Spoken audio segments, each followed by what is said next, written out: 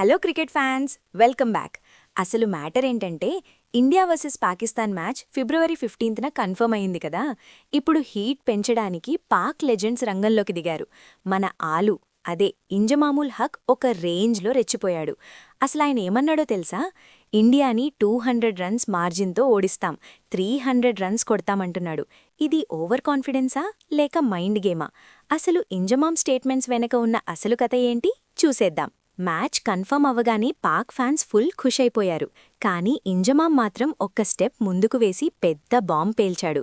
ఆయన స్టేట్మెంట్ ఏంటి అంటే, ఈసారి ఇండియాను ఓడించడం ఎవరి తరం కాదు.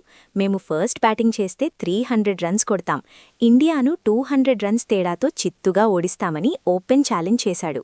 అంతేకాదు, బాబర్ ఆజం ఈ మ్యాచ్లో సెంచరీ కొట్టడం పక్కా అని, పాక్ ప్రెజెంట్ కెప్టెన్ సల్మాన్ అలీ అఘా ఈ రెస్పాన్సిబిలిటీ తీసుకుని ఇండియాను ఆడుకుంటాడని చెప్పాడు.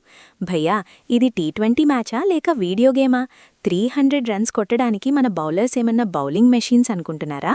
నిన్న మొన్నటిదాకా మేం ఆడం, బాయ్కాట్ చేస్తామని డ్రామా చేసిన పాకిస్తాన్ ఐసీసీ వార్నింగ్ ఇవ్వగానే ఫిబ్రవరి 15న కొలంబోలో ఆడడానికి రెడీ అయింది.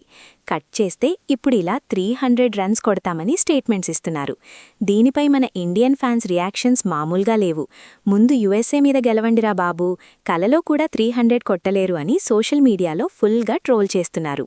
ఆల్రెడీ సూర్య యుఎస్ఏ బౌలర్స్తో మాట్లాడి మ్యాచ్ ఫిక్స్ చేశాడని ఇంజమామ్ ఆరోపణలు చేసిన విషయం మనకు తెలిసిందే. ఇప్పుడు మళ్లీ ఈ కొత్త స్టేట్మెంట్తో న్యూస్లో నిలిచాడు. సో ఫ్రెండ్స్, ఇదన్నమాట సంగతి.